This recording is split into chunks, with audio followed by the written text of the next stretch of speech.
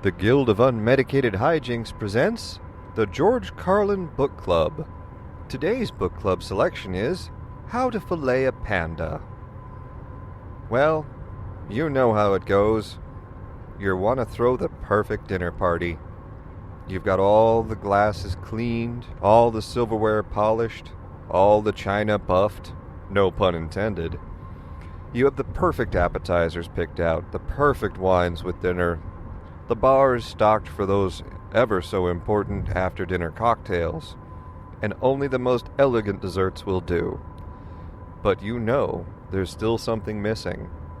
You still need the main course. It has to be something elegant, exotic, and flavorful. Your only option is going to be panda steak. But how are you going to get panda steak? You can't just go to the store and pick up a panda. You never know where it's been. You never know how processed it is. You couldn't even begin to guess how many chemicals they've used to make that panda steak look delicious when it's under plastic in your local grocer. No, sir, the only true option for a culinary connoisseur like yourself is to fillet your own panda. Chapter 1 talks about one of the most important things to do before you begin to fillet your panda, which is you have to acquire a panda. Now, there are many options for acquiring a panda. Are you going to go to China? Go to the zoo? Perhaps you're going to head down to your local Chinese market and see what you can bargain. Now, admittedly, these are almost all very expensive options. Except for the zoo, that's just a hassle. But if you work your cards right at the zoo, you can get a panda for a very low price, perhaps even free. Chapter 2 is going to deal with making sure your kitchen is set up to fillet a panda. That's right, you can't just drag a panda in, hack off a piece, and then start cutting fillets. It's just not going to work that way. You need to make sure you have a good bit of room available to you in your kitchen. Have a space cleared and already prepared for the panda. How are your knives doing? Uh-oh, are they sharp enough? You have to make sure that all your blades are properly sharpened, otherwise you might end up injuring yourself while trying to fillet your panda. And perhaps you're going to be throwing quite a dinner party for 40 or 50 guests. But if you're planning a smaller affair, you know you're also going to need storage containers available for when you're going to have to deal with the excess panda that you're not going to be serving. So make sure you have plenty of storage containers and plenty of storage space in the refrigerator or freezer before you begin to fillet your panda. Chapter 3 deals with removing the skin. Now, you may choose or choose not to remove the fur by shaving it first.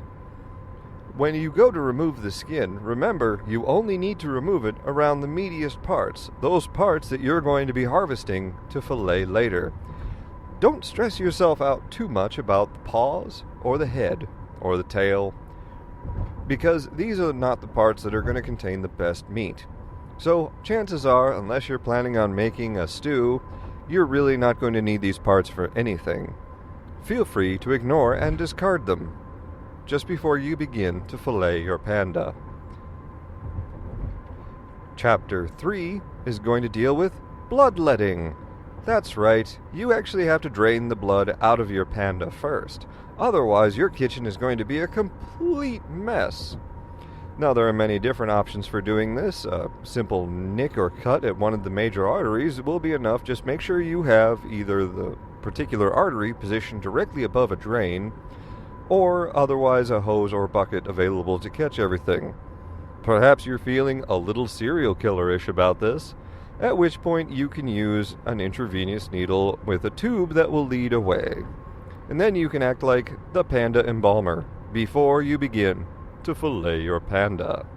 Chapter 4 is going to deal with removing the organs. Let's face it, you don't need them for anything.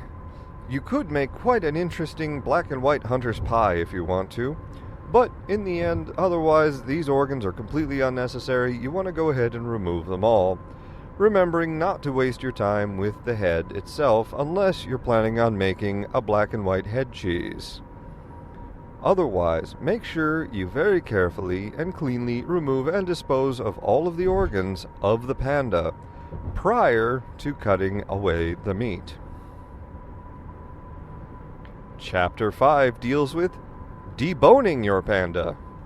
That's right, you've got to carefully and colorfully remove the bones, because when you fillet your panda, you don't want bone-in panda meat.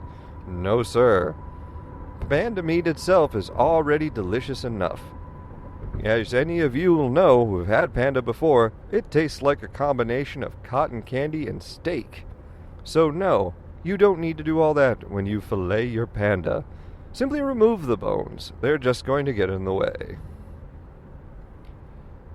Chapter 6 deals with cutting the actual meat. Now remember, when you cut these fillets, you want to make sure you're going across the grain of the muscle. The grain is the direction that all the individual strands of muscle go. Now, if you cut with the grain, you're going to end up with tough panda, and that's not the panda anyone wants. No, you want that chewy, tender, delicious cotton candy steak panda, which means that you're going to need to cut across the grain for a more tender cut. Chapter 7 deals with how to prepare your panda. After all, what does it matter how good of a cut you have on your fillets when you don't cook it properly? So it's very important to understand that the best way to prepare a panda, you can marinate it beforehand if you like, but it really doesn't need it, is going to be to sear the panda with light seasoning. That's right, just a little bit of salt, touch of pepper, touch of garlic will be enough. And then searing it, and then roasting it, but only lightly. You want your panda meat to be at about a medium rare. If you have a more or less, rather, refined palate, you might want to go to more of a medium, but you never want to go past that when it comes to filleted panda. Because filleted panda doesn't taste good at anything higher than medium. Medium well or well is just going to taste like burnt cotton candy and steak, and that's not a good flavor combination, unless someone's been naughty and needs to be punished. Chapter 7 is going to deal with leftovers. That's right. Now that you've cooked the panda, you've served the panda, there's leftovers. What do you do with them?